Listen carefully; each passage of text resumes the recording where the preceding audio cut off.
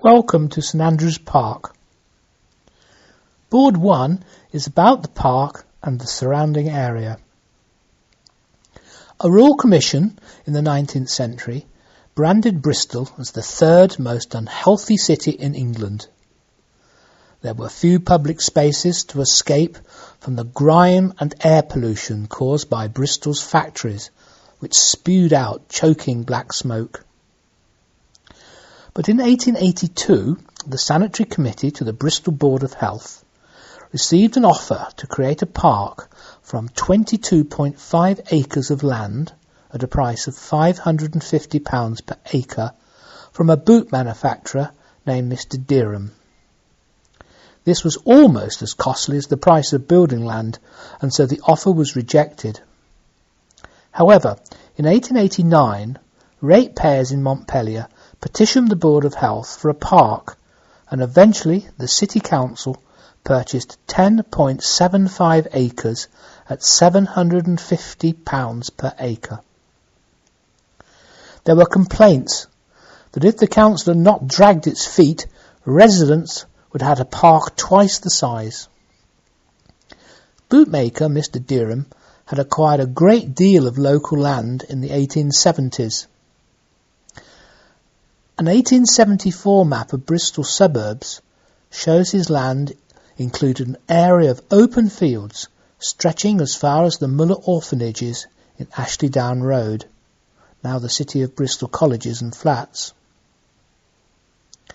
He divided the land into plots for housing development, but was not the first to build, being preceded by Samuel Coleman.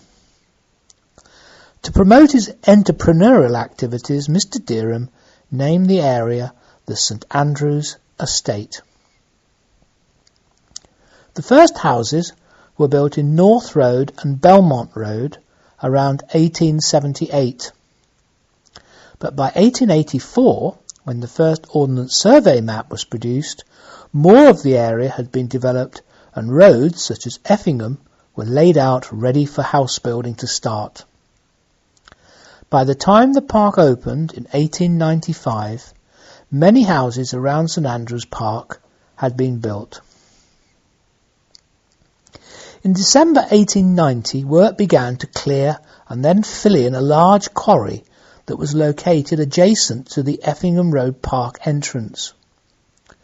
Wooden seats for the park were purchased by the council, and a tender of £1,489.08 was won by Mr. Force to erect the boundary fence and walls. Altogether, £6,190 was spent on the layout, and a caretaker appointed at 22 shillings a week. On the 2nd of May 1895, the Western Daily Press reported the formal opening of the park. Although the water fountain, the shelter and the bandstand have now gone, and some features like the paddling pool have been added, the park today remains remarkably similar to as it was in 1895. The early print from around 1905 shows 4 mature trees that were in situ when the park was landscaped. The children in hooded gowns may well have been from the Muller Orphanages in Ashley Down. The Edwardian postman, pictured by the bandstand, collected the post as many as 10 times a day from the streets around the park, and would have delivered letters and postcards as many as 6 times per day. Postcards were the mobile phones of Edwardian Bristol. It was possible to write a postcard in the morning to arrange to meet a friend in the park in the afternoon. Keep to the left and make your way up the park, where you will be guided to notice board 2. Please help keep the park a place for everyone to enjoy. Put litter in a bag and take it home, or use one of the bins. If you use a barbecue, make sure it is raised off the ground to avoid damaging the grass. Please keep your music down. Keep control of your dog. Collect the dog waste and place in a plastic bag in the special bins. The Friends of St Andrews Park, www.friendsofstandrewspark.com. The notice boards are supported by the National Lottery through the Heritage Lottery Fund and by Bristol City Council.